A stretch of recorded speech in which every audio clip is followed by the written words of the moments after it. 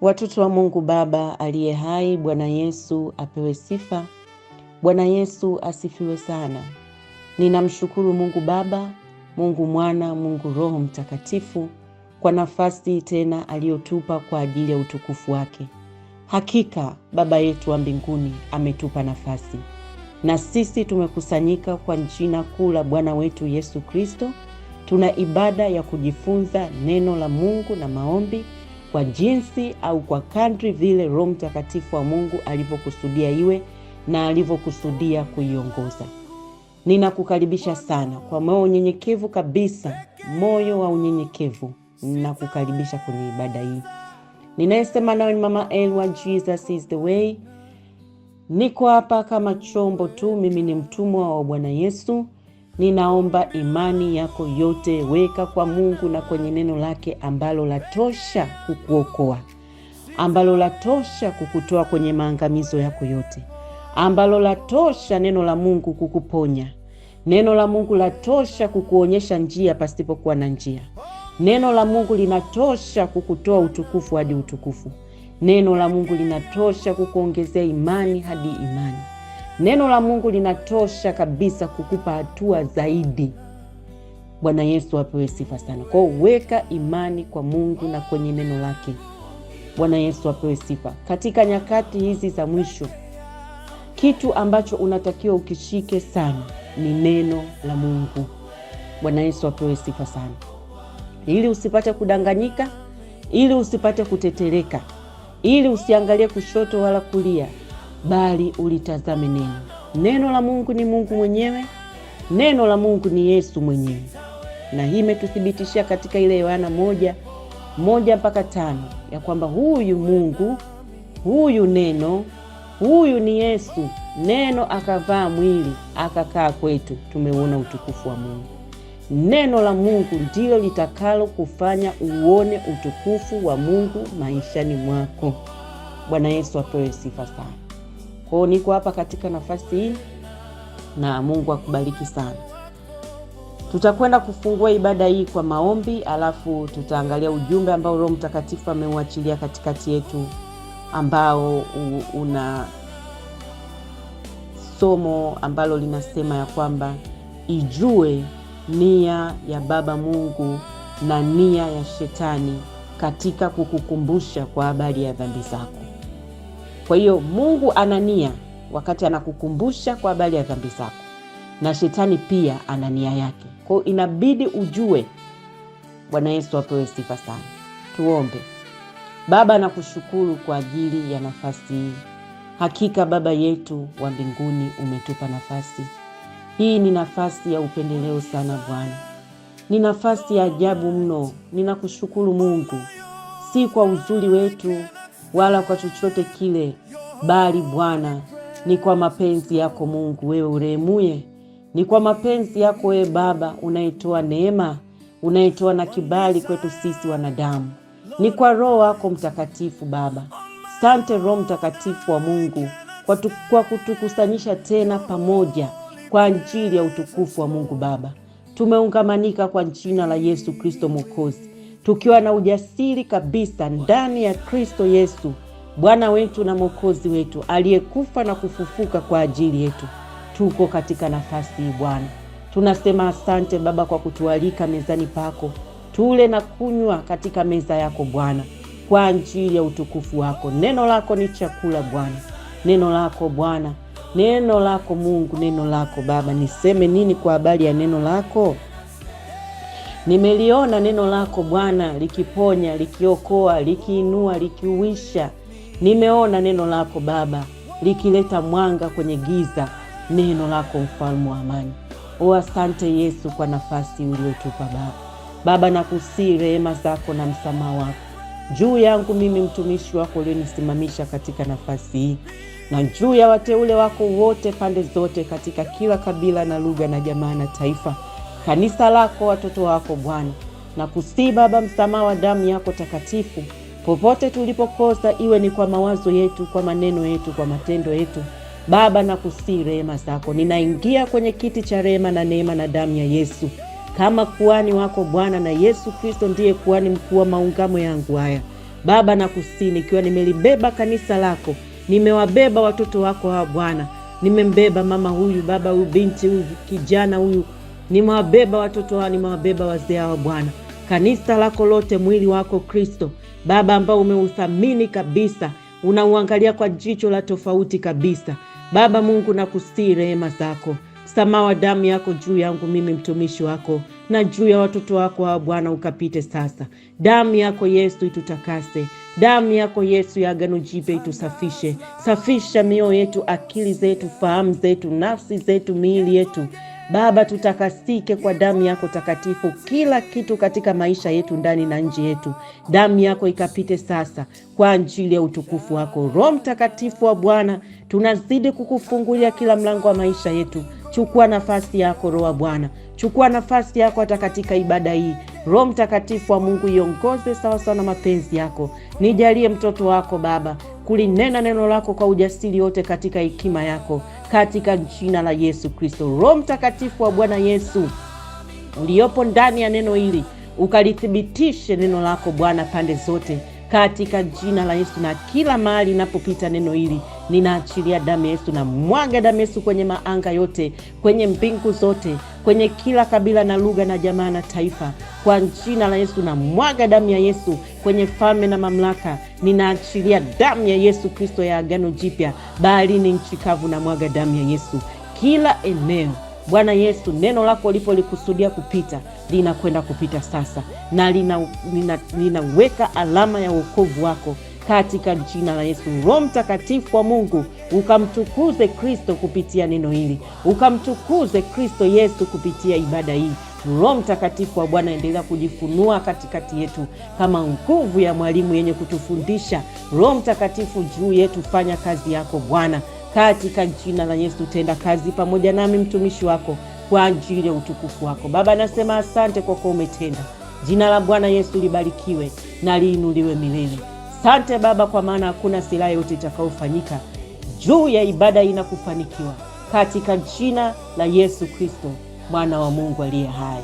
Asante Roho Mtakatifu, naendelea kusema Yesu ni Bwana, kwa utukufu wa Mungu Baba. Amina, amina, amina. Na kila mmoja wetu aseme amen. Amen. Bwana Yesu apewe sifa sana.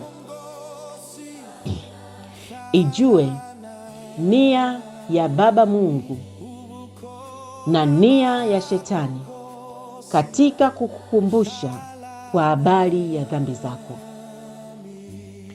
Neno hili ni la muhimu sana sana sana kwa ajili ya ujasiri wako wa kusonga mbele.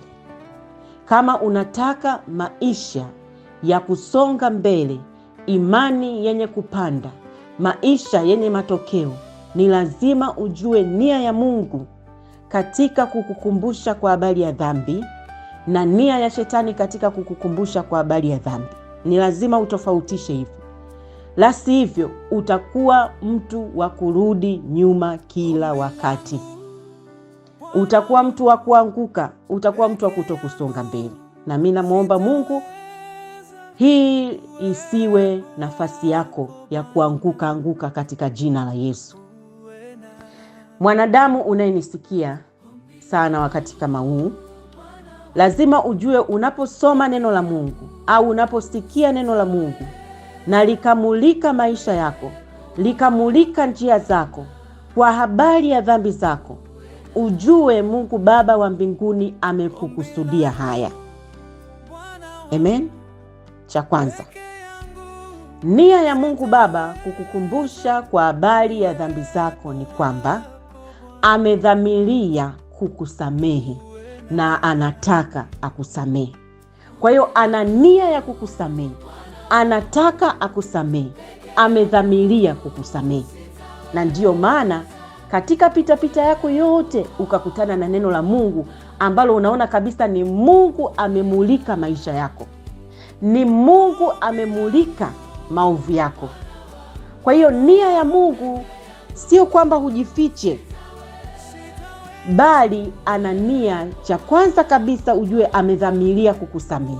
Amekutembelea ili akusamehe, amekutembelea ili akusamehe. Amen. Isaya 1 mstari wa 18. Neno la Mungu katika Isaya 1 mstari wa 18, Mungu Baba anatuambia, haya njooni, anaita, njooni tusemezane, asema Bwana, dhambi zenu zijapokuwa nyekundu sana, zitakuwa nyeupe kama theluji. Amen. Zijapokuwa nyekundu kama bendera, zitakuwa kama sufu. Lakini kwanza anakuita, njoo tusemezane. Alafu anasema haijalishi umechafukaje, una dhambi nyekundu kiasi gani, iingie akilini mwako leo. Yupo Mungu mwenye nia kukusamehe. Anakuita. Anahitaji ukaribu na wewe. Kwa hiyo anataka akusamehe kwa ajili yake mwenyewe, akutakase na kukusafisha na kukufanya mweupe na safi kabisa. Na neno la Mungu huwa linatuambia kwamba Mungu anatusamehe kwa ajili yake mwenyewe, kwa faida yake yeye anatusamehe sisi. Yaani ni kama una kitu chako alafu unakisafisha hichi kitu kwa ajili yako mwenyewe. Kwa hiyo ni jinsi gani Mungu yuko proud katika kumsamehe mwanadamu. Anasikia fahari katika kumsamehe mwanadamu. Kwa hiyo ujue kwamba unapokutana na neno la Mungu, halijaja neno la Mungu linalohusu habari ya dhambi zako wewe mwanadamu. Halijaja kukusuta. Sawa? Halijaja kukusuta, bali Mungu amekukusudia, amedhamiria kukusamehe. Hicho cha kwanza kabisa kiingia akilini mwako siku zote za maisha yako. Na cha pili ambacho kinatakiwa kiingie akilini mwako, nia ya Mungu Baba kukukumbusha kwa habari ya dhambi zako, anakutaka utubu. Amen. Yaani ukubali ya kwamba umemkosea na umuombe msamaha na kuamua kumgeukia. Hichi ndicho anakitaka. Na hii tutaiona katika neno la Mungu la Matendo 3:19. Neno la Mungu linatuambia kwamba tubuni basi mrejee ili dhambi zenu zifutwe. Kwa nia ya Mungu anataka utubu. Kutubu ni kuomba msamaha na kugeuza msimamo wako. You change your mindset. Unageuza msimamo wako katika kumgeukia Mungu. Kwa kuna njia unaiacha, unaamua sasa mimi nimeamua kumgeukia Mungu. Hiyo ndio toba. Kwa toba haiishii tu kwenye msamaha. Ina msamaha jumlisha kurejea kwa Mungu, ndio toba. Bwana Yesu apewe sifa sana. Msamaha, na msamaha unaambatana na damu ya Yesu. Lazima damu ya Yesu ingie kazini ikutakase. Sawa? Unapomwomba Mungu msamaha, damu yake Yesu inaingia inakusafisha. Alafu unatakiwa ugeuke. Na ndio maana anasema tubuni basi mrejee. Kwa unatubu, unarejea, dhambi zenu zifutwe. Hii ni Matendo 3:19. Alafu pia wa Thesalonike wa kwanza mlango wa 5 mstari wa 22. Neno la Mungu linatuambia jitengeni na ubaya wa kila namna. Kwa hiyo hatuishii tu kusema Baba tusamehe, lakini tunatakiwa pia tuchukue hatua ya kugeuka. Na kwa sababu tuko duniani, nipo hapa kukwambia kama mwalimu ambaye Mungu amenisimamisha kwa karama ya watoto wachanga kiroho. Sawa? Kwa sababu tuko duniani, vile unavyotubu, kwanza kabisa lazima ujue Mungu hatafuti mtu mkamilifu. Yesu mwenyewe alikuwa wazi kabisa, nimekuja kwa ajili ya wenye dhambi ili wapate kutubu. Sawa? Kwa hiyo usijiangalie katika hali ya ukamilifu. Jiangalie katika hali ya kwamba unahitaji msaada wa Mungu upate kumgeukia. Bwana Yesu apewe sifa sana. Sasa anasema jitengeni na ubaya wa kila aina. Sasa unapotubu, Mungu anaiangalia roho yako, nia yako, kwamba una nia gani? Una nia ya kumgeukia yeye? Unatamani kumtii yeye? Alafu pale Mungu anakuwezesha, kwa sababu kwa jinsi ambavyo tuko duniani si kitu rahisi. Lakini neno la Mungu linasema, hata wanafunzi wa Yesu walimwambia Yesu, ni nani basi atakayeweza kuokoka? Akamwambia, kwa Mungu, kwa wanadamu haiwezekani, lakini kwa Mungu inawezekana. Yaani Yesu alikuwa na maana ya kwamba nguvu za Mungu zinakuwezesha. Nguvu za Mungu zinatuwezesha. Bwana Yesu apewe sifa sana. Lakini hii nguvu ya Mungu inaungana, inakutaka na we mwanadamu uweke nia. Kwa hiyo Mungu anaangalia nia. Nikiwa na maana ya kwamba kuna mtu unakuwa na kiu ya kumtii Mungu. Pale unapokuwa na kiu ya kumtii Mungu, umetubu na una kiu ya kumtii Mungu, lazima neema ya Mungu iachiliwe tu kwa ajili ya kukusaidia kusonga mbele. Bwana Yesu apewe sifa sana. Kwa sababu unaweza ukajikuta kwamba leo umetubu ukiwa mchanga kilo, kesho unaanguka tena. Sasa neema ya Mungu ipo pale, usikate tamaa. Mungu yupo kwa ajili ya kukusaidia. Bwana Yesu apewe sifa sana. Neema ya Mungu, neno la Mungu linasema, inatufundisha kukataa ubaya. Na ndio maana pamoja na yote bado unakutana na neno la Mungu linakwambia simama tena. Ipo rehema ya Mungu, ipo neema ya Mungu. Bado neema ya Mungu haijafungwa. Unaweza kumrudia Mungu. Kwa hiyo hii ndio neema ya Mungu itakayokuweza kukuwezesha. Kwa hiyo Mungu anataka umgeukie, umsamehe, akusamehe. Bwana Yesu apewe sifa sana. Na pia hata kitabu cha Mambo ya Nyakati wa Pili mlango wa 7 mstari wa 14. Huyu ni Mungu mwenyewe anasema hivi, ikiwa watu wangu walioitwa kwa jina langu watajinyenyekesha. Kujinyenyekesha ndio hii hali nilokuwa nakwambia kwamba unamwambia Mungu yani kuna jinsi ambavyo ndani yako unapondeka. Unachukia kile unachokifanya, hata kama kinajirudia lakini unakichukia. Kwa hiyo Mungu lazima ataishusha neema yake ya kukusaidia, kwa sababu anaona kabisa huyu mwanangu ana mwili wa kibinadamu, umevaa wanadamu, kwa una udhaifu ndani yake, lakini ipo neema yangu yenye kuwawezesha wanadamu kukaribia kiti changu cha rehema na neema. Bwana Yesu apewe sifa sana. Kwa hiyo neno la Mungu anasema kwamba katika Mambo ya Nyakati wa Pili 7:14, ikiwa watu wangu walioitwa kwa jina langu watajinyenyekesha na kuomba na kuutafuta uso wangu na kuziacha njia zao mbaya, basi nitasikia toka mbinguni, nitasikia na kuwasamehe dhambi yao. Bwana Yesu apewe sifa sana. Kwa hiyo nia ya Mungu ya pili, anakutaka utubu ili asikie kutoka mbinguni akusamehe dhambi zako. Mungu Baba anataka utubu. Bwana Yesu apewe sifa sana. Nia ya tatu ya Mungu Baba kukukumbusha kwa habari ya dhambi zako, anataka umtii ili atembee na wewe, ili akupe maisha ya kuburudika, ili akupe maisha ya mafanikio. Bwana Yesu apewe sifa sana.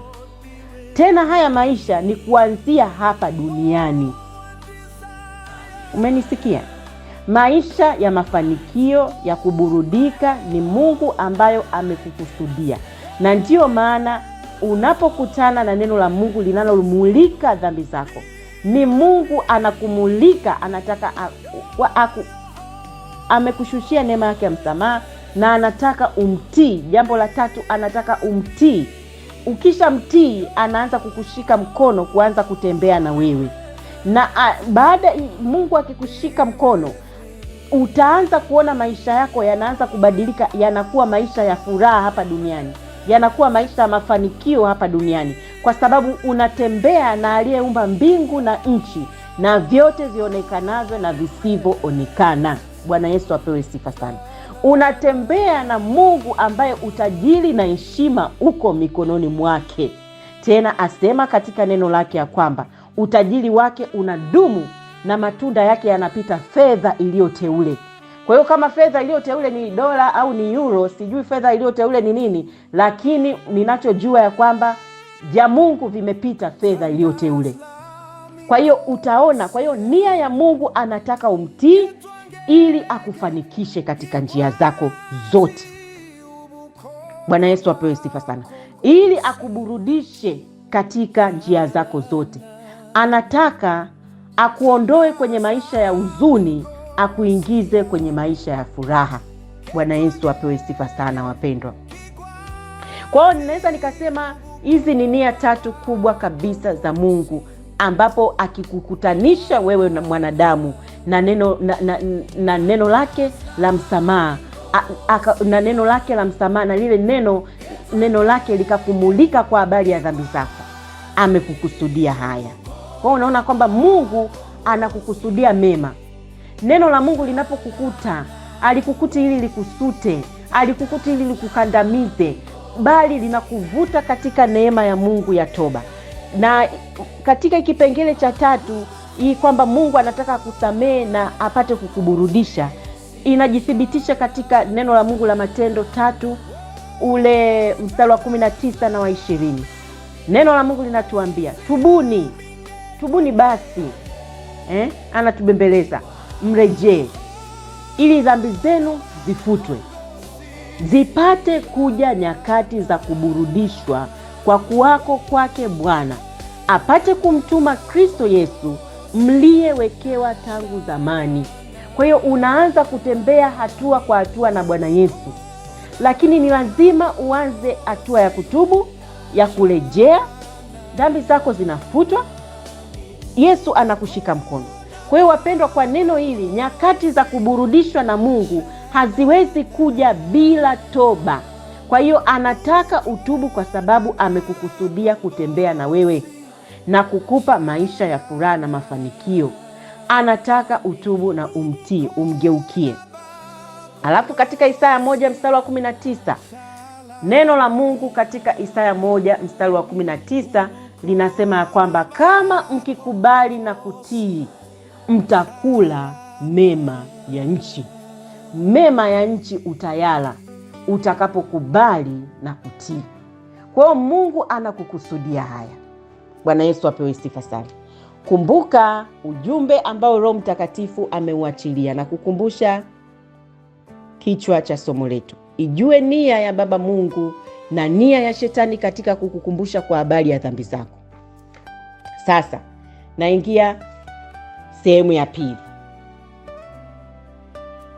Sasa ukiona unakumbuka dhambi na hayo mawazo yakakupeleka kwenye hali hii hapa ninayokuambia sasa, yani ukiona unakumbuka dhambi, unakumbuka uliyofanya katika kumkosea Mungu, na hayo mawazo yakakupeleka kwenye hali moja, hali ya kuhukumika, hali ya kujihukumu, hali ya kuogopa, hali ya kunyong'onyea, hali ya kujihisi mnyonge, hali ya kudhoofika, hali ya kujihisi kujiondoa kwa Mungu, hali ya kujihisi kujitenga mbali na Mungu, hali ya kujihisi kama huna nafasi tena ya kumwendea Mungu na Mungu akakukubali.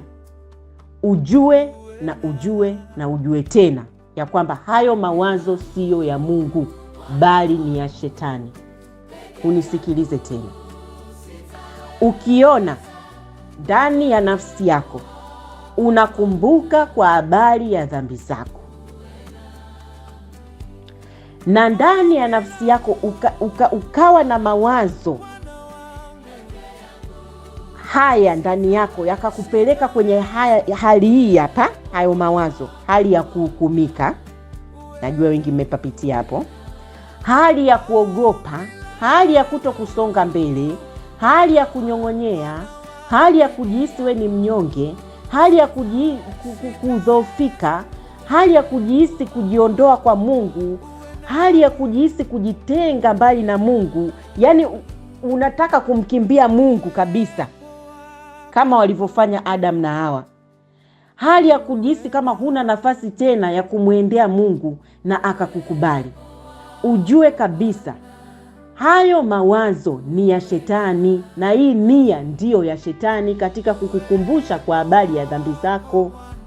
Bwana Yesu apewe sifa sana. Na nitatoa sababu, kwa sababu siku zote kumbuka, Mungu Baba akikuletea mawazo ya kukukumbusha kwa habari ya dhambi zako, lazima aachilie na neema ya kukuokoa, aachilie na neema ya msamaha, aachilie na neema ya utakaso. Nikiongelea neema, naongelea ni zawadi kutoka kwa Mungu, sio kwamba unastahili.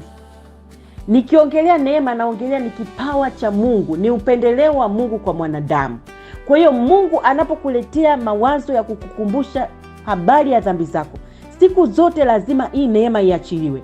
Neema ya wokovu, neema ya kukuokoa, neema ya msamaha, neema ya kukutakasa.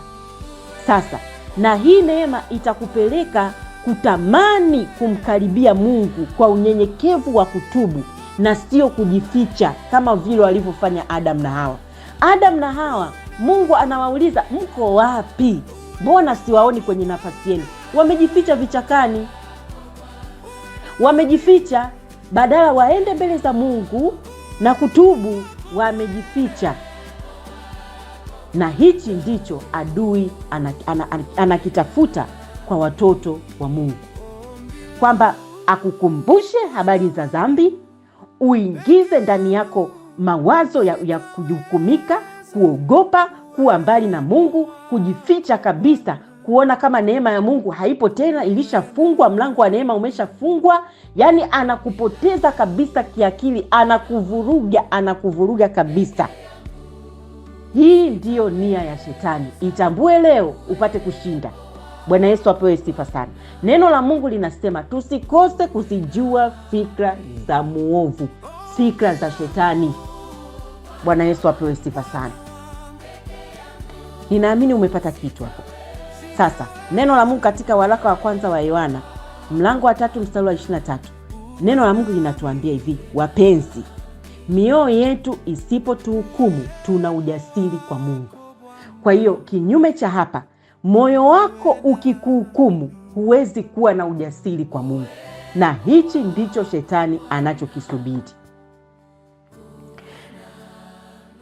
Yani lazima uwe jasiri katika wokovu wako, wapendwa. Lazima ujue msalaba wa Yesu umekuletea nini. La sivyo ukae unajua dunia haitakupigia makofi unapookoka. Kila mtu atakunyooshea kidole, vikao vitakukalia, na wote watakuwa wanakumbusha yale ambao uliwahi kuyafanya juzi, uliwahi kuyafanya mwaka jana, uliwahi kuyafanya mwaka juzi. Hivi ndivyo dunia itakavyofanya. Sasa wewe usipojua ya kwamba unamtumaini nani, umemkimbilia nani, umempokea nani, msalaba wa Yesu umekuletea nini, utakosa ujasiri wa kusonga mbele. Mungu akusaidie sana, usipite milima hiyo, ikuepuke kabisa. Na ndio maana Mungu anataka akuinue katika imani yako. Ni lazima uwe na ujasiri katika wokovu wako, ujue damu ya Yesu imekufanyia nini. Kama Mungu anasema damu ya Yesu inanisafisha, nikimuomba msamaha inanitakasa, inanitenga. Mwanadamu ni nani akanyoosha kidole kuninyooshea kwa mambo ya juzi ya jana, ambao mimi tayari nimeshapiga magoti kwenye chumba changu cha siri kumuomba Mungu anisamehe. Sasa ukiwa una ujasiri huo na imani hiyo, ndio itakufanya kusonga mbele. Bwana Yesu apewe sifa, watoto wa Mungu. Wapenzi, mioyo yetu isipotuhukumu, tuna ujasiri kwa Mungu. Kwa hiyo shetani anachofanya ni kukukumbusha makosa mpaka ya kuingizie hukumu na kukuondolea kabisa ujasiri wa kumkaribia Mungu. Na Roho Mtakatifu wa Mungu anasikitika kwa sababu na hali yani pigo hili analokuletea adui linakukuta huna neno la Mungu ndani yako, huna pa kushikilia. Kwa hiyo unajikuta unanyong'onyea, umejificha kwenye vichaka, unajiona uko uchi. Mungu anakuita, mwanangu uko wapi? Mbona sikuoni tena? Sikuoni hata kwenye ibada. Unasema jana nilisema uongo, kwa hiyo hata kwenda kwenye ibada siwezi. Rudi msalabani mwa Yesu. Bwana Yesu apewe sifa sana. Rudi kwa Bwana Yesu. Neema ya Mungu bado ipo. Bwana Yesu apewe sifa sana. Sasa shetani anachofanya ni kukumbusha makosa mpaka ya kuingizie hukumu na kukuondolea kabisa ujasiri wa kumkaribia Mungu. Na unisikilize vizuri, mtoto wa Mungu, leo hii ingia akilini mwako. Hauwezi ukakosa ujasiri kwa Mungu ukawa na ujasiri wa kumpinga shetani. Ujasiri wetu wa kumpinga shetani unapatikana kwa Mungu. Unapatikana katika kuzama kwetu ndani ya Mungu, kwa sababu tunamshinda kwa yeye aliyekwisha tushindia msalabani, yaani Yesu Kristo mwana wa Mungu aliye hai. Kwa hiyo kuna jinsi ambavyo kuna ujasiri wa Mungu ukiingia ndani yako, unakuwa na ujasiri wa kumshinda shetani, na shetani analijua hili. Kwa hiyo cha kwanza atakachofanya ni kukuondolea huu ujasiri, kukupa kuhukumika, kukupa kunyong'onyea, kutaka kujitenga mbali na Mungu, kujihisi kama huna nafasi tena mbele za Mungu, yani we ni mchafu tu, yani hivyo. Na anaweza hata akatumia watu wako wa karibu, anaweza hata akatumia watumishi, anaweza akawatumia. Unakutana na mtumishi anakwambia kitu, yani unajiona tena wewe yani kwenye msalaba wa Yesu, yani wewe ndio basi tena, yani msalaba wa Yesu tena hauna kazi kwenye maisha yako. Na hili lisiwe fungu lako kabisa katika jina la Yesu. Kwa hiyo usipokuwa mwangalifu, shetani atakukumbusha hata makosa ambayo tayari ulishayatubia na Mungu akakusamehe, na wala Mungu hakumbuki, lakini yeye shetani atayatumia kukusukuma nayo chini, anakusukuma nayo, kukukandamiza nayo, kukurudisha nayo nyuma, kukudhoofisha nayo. Na Roho Mtakatifu wa Mungu akutie nguvu kwa neno hili katika jina la Yesu. Amen. Isaya 43 mstari wa 25. Iko nilichokielezea ni kipengele muhimu sana. Kirudie na kirudie na kirudie katika kusikiliza. Isaya 43 mstari wa 25. Asema Bwana, mimi, naam, mimi. Anarudia yeye, yani yeye Mungu. Ili upate kujua ni yeye. Sio mwanadamu, ni yeye. Sio shetani, ni yeye. Haleluya. Anasema hivi, mimi, naam, mimi ndimi niyafutaye makosa yako kwa ajili yangu mwenyewe. Kwa ajili ya nani? Yake mwenyewe. Afu anasema wala sitazikumbuka dhambi zako. Haleluya.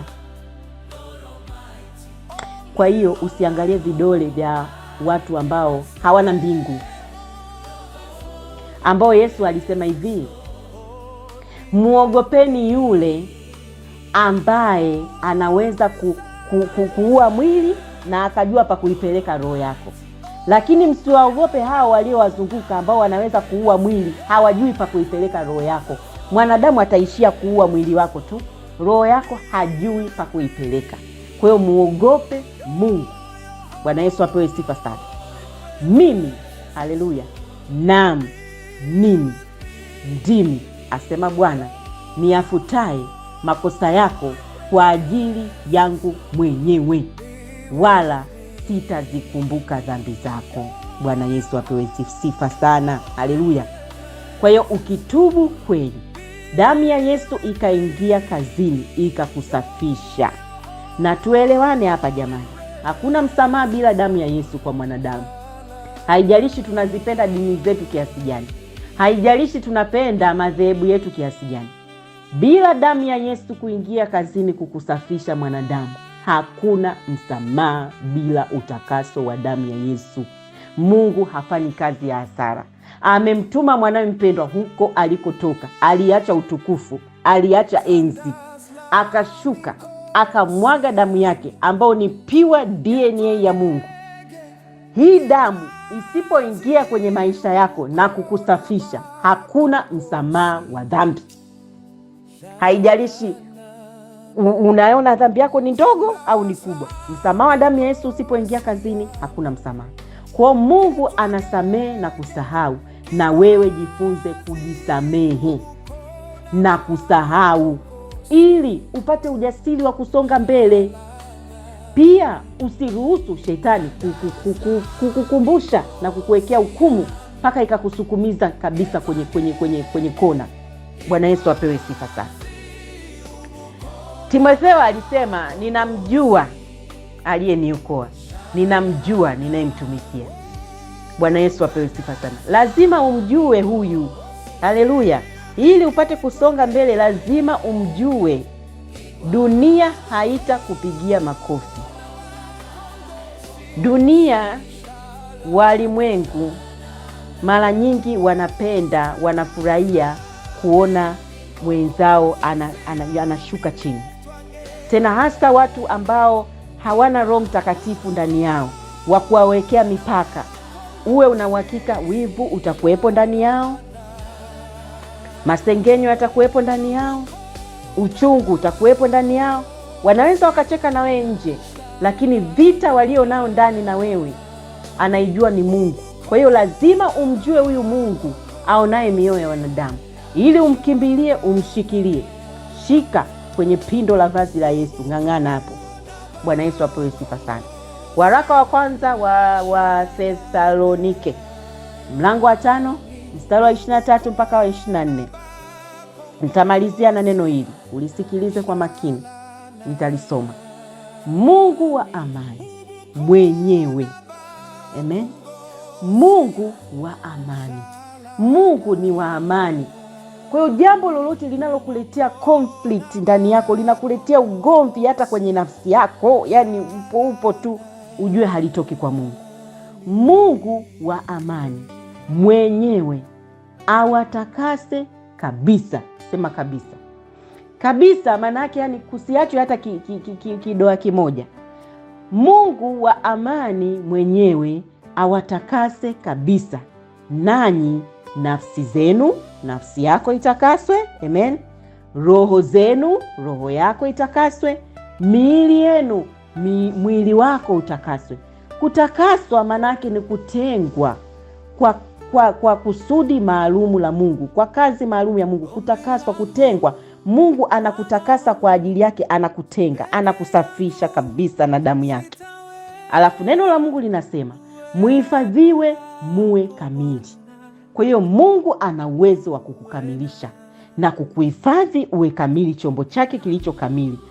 Neno la Mungu linaendelea kusema bila lawama, amen, wakati wa kuja kwake Bwana wetu Yesu Kristo, ambaye yeye ni mwaminifu, ambaye awaita naye atafanya.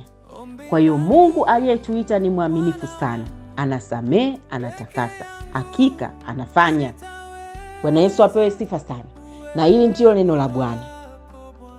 Na hili ndilo neno la Bwana. Sasa Roho Mtakatifu wa Mungu atusaidie sana.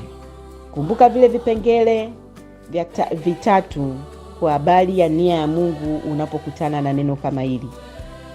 Ana nia kukusamehe, ana nia wewe utubu, ana nia wewe urejee kwake apate kukufanikisha. Kama upo tayari, umelisikia neno na umeliamini, upo tayari kutubu na upo tayari kumwamini na kumpokea Bwana Yesu, ili damu yake ya thamani ipate kukusafisha. Tuombe kwa pamoja maombi haya. Utatamka baada yangu mimi. Umeamini, unakiri, unapata wokovu, unaokolewa. Bwana Yesu apewe sifa sana. Basi sema, Bwana Yesu, ninakuja kwako. Omba kwa ndani yako, hauombi kwangu mimi, unamwangalia Yesu sasa, sawa Omba, Bwana Yesu, ninakuja kwako. Nimesikia habari zako ya kwamba unaokoa na ya kwamba wewe ndiwe njia ya uzima wa milele. Leo hii ninakuja kwako sasa. Mimi nitaji jina, nikiwa ni mwenye dhambi. Ninatubu kwako. Ninakuomba Baba, unisamehe dhambi zangu zote na uovu wangu wote nilioufanya mbele zako, kwa kujua na kwa kutokujua. Nimekukosea Baba, ninatubu, ninaomba unisamehe. Na kwa damu yako ya agano jipya iliyomwagika msalabani kwa ajili yangu, unisafishe. Usafishe maisha yangu, uisafishe nafsi yangu, usafishe moyo wangu, uisafishe roho yangu, uisafishe dhamira yangu, usafishe mwili wangu, na usafishe njia zangu zote katika jina la Yesu. Ninakuamini Bwana Yesu. Leo hii na kukukiri na kukupokea kuwa wewe Yesu kama Bwana na Mwokozi wa maisha yangu na mfalme wangu na mkombozi wangu. Na ninaamini kabisa ya kuwa Baba Mungu alikufufua katika wafu. Ninakuamini Bwana Yesu ya kwamba wewe ndiwe Kristo mwana wa Mungu aliye hai, uliyemwaga damu yako ili mimi nipone, ili mimi niishi, ili mimi nishinde ya dunia hii. Na leo hii Bwana Yesu, ninakufungulia kila mlango wa maisha yangu na kukaribisha sasa, sawasawa na ahadi ya neno lako. Umesema unabisha hodi, yoyote anayekufungulia utaingia na kufanya makao kwake. Bwana Yesu, anza na mimi, fanya makao kwangu. Angalia kiu yangu, anza na mimi Bwana. Ninaomba unitakase na unibatize kwa Roho wako Mtakatifu sasa, na kunifanya mpya ndani yako. Asante Bwana Yesu kwa kuniokoa na kuingia ndani yangu. Ninakuomba Baba, unisaidie siku zote nidumu ndani yako, nikuishie wewe Mungu Baba, Mungu Mwana, Mungu Roho Mtakatifu, na kuongozwa na Roho wako Mtakatifu, ili nipate kulitimiza kusudi lako katika jina la Yesu, ili nipate kutembea katika njia zako katika jina la Yesu. Roho Mtakatifu wa Mungu, kuanzia leo hii ninakubali uwe mwalimu wangu, uwe kiongozi wangu, uwe mshauri wangu. Asante Bwana Yesu, sawasawa na neno lako umesema, anayekuja kwako hutamtupa nje kamwe, wala hutaacha adui amnyang'anye kwenye mikono yako. Hakika nimekuja kwako Bwana Yesu kwa moyo wangu wote, roho yangu yote na akili zangu zote, katika jina la Yesu. Bwana Yesu nakupenda. Bwana Yesu nakupenda. Bwana Yesu nakupenda. Asante Baba. Asante Mungu Baba, Mungu Mwana, Mungu Roho Mtakatifu. Asante Yesu. Amen. Amen. Ubarikiwe sana. Nitakwenda kumshukuru Mungu kwa ajili yako. Baba, nasema asante kwa ajili ya watoto wako wa Bwana. Bwana Yesu, umesema na kila anayekuja kwako hutamtupa nje kamwe. Na kushukuru kwa neno lako ambalo limeshuka, halitakurudia wewe bure. Asante Baba, ni mbegu yako hii Baba, naendelea kuimwagia damu yako takatifu. Ninaizamisha katika kijito cha utakaso, ni damu ya Yesu. Roho Mtakatifu wa Mungu, tembea na watoto wako wa Baba. Asiwepo hata mmoja wa kurudi nyuma wala wa kupotea katika udanganyifu wa ule mwovu.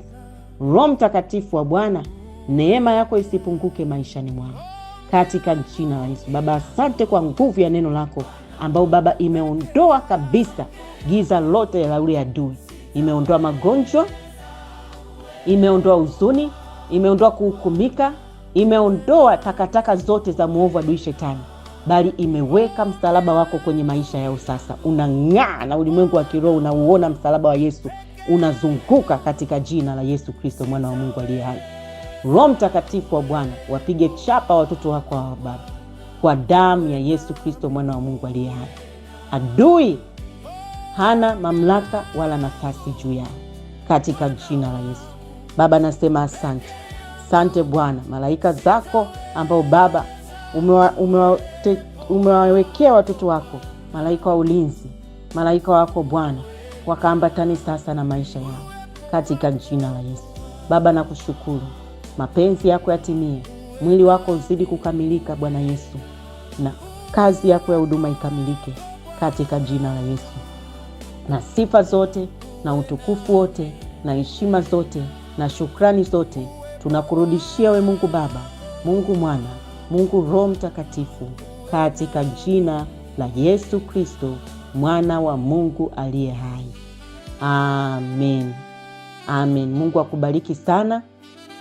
Damu ya Yesu ikufunike, jina la Yesu likuinue, neema ya Mungu isikupungukie katika jina la Yesu. Pendo la Mungu likufunike katika jina la Yesu. Ushirika wa Roho Mtakatifu uwe na wewe katika jina la Yesu Kristo Mwokozi aliye hai. Asante Yesu. Amen. Mungu akubariki sana. Na Mungu akikupa kibali, karibu tujifunze neno la Mungu kupitia namba hizi: +255 718 293144, na namba nyingine ni +255 769 145925.